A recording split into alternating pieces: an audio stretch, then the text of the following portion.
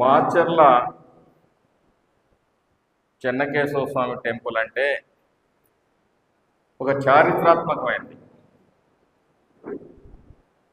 మరి ఎందుకో కానీ ఈ చరిత్రకి తగిన గుర్తింపు ఇవ్వటంలో మనందరం కూడా విఫలమయ్యాం. 13వ శతాబ్దంలో పునర్నిర్మించబడిన దేవాలయం ఇది. అంటే అప్పటికే చరిత్ర కలిగిన దేవాలయం.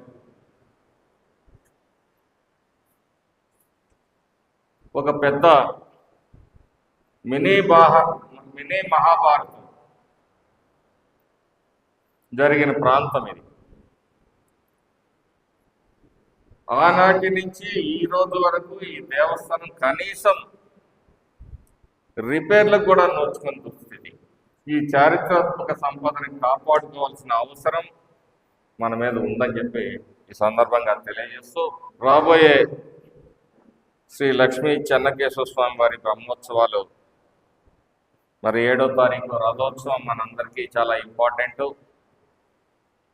ఆ రోజు గ్రామాల నుంచి కూడా భక్తులందరూ కూడా ఈ రథోత్సవాన్ని చూడటానికి వస్తారు. వారికి ఎక్కడా కూడా అసౌకర్యం కలగకుండా చూడాల్సిన బాధ్యత ప్రతి పౌరుడి మీద కూడా ఉందని చెప్పేసి ఈ సందర్భంగా తెలియజేస్తాను. వీలైనంత వరకు తెలుగుదేశం పార్టీ కూటమి నాయకులకు చెప్పేది, స్వచ్ఛందంగా కొంతమంది ఒక సేవా దళాలను ఏర్పాటు చేసుకుని ఆ ఒక్కరోజు పనిచేయాలని చెప్పేసి మీ అందరికీ మరి క్రమంగా ఆక్రమణలకు గురవుతూ ఒకప్పుడు చుట్టూ కూడా రథం తిరిగే పరిస్థితులు ఉండేవి. క్రమంగా ఆక్రమణలకు గురవుతూ మరి ఈరోజు మెయిన్ స్వామివారి రథం తిరిగే బజార్ కూడా ఇరుకయ్యే పరిస్థితి వచ్చింది. సగానికి పరిమితం చేశారు, అది కూడా ఇరుకయ్యే పరిస్థితి వచ్చింది. మున్సిపల్ అధికారులకు నేను తెలియజేసంటే ఎట్టి పరిస్థితుల్లో కూడా మరి వాళ్ళు వ్యక్తిగతంగా వాళ్ళ జీవనోపాధి కోసం మరి బంకులు పెట్టడమో, టీ స్టాళ్ళు పెట్టడమో, లేకపోతే ఇంకోటి పెట్టడమో చేస్తూ ఉన్నారు. వాటిని ఈ రోడ్లో మాత్రం దయచేసి ఎక్కడా కూడా అనుమతించదు.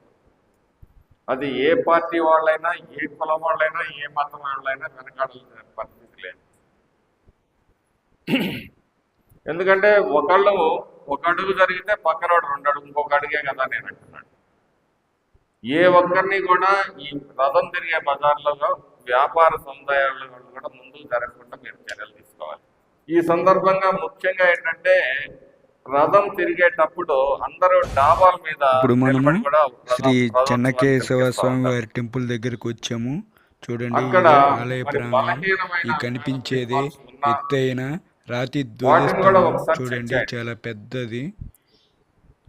రాతి ధ్వజస్తంభం మీద లిపి కూడా ఉన్నది, శాసనం. ఎప్పుడు ఈ ఆలయాన్ని నిర్మించారో ఈ ధ్వజస్తంభాన్ని.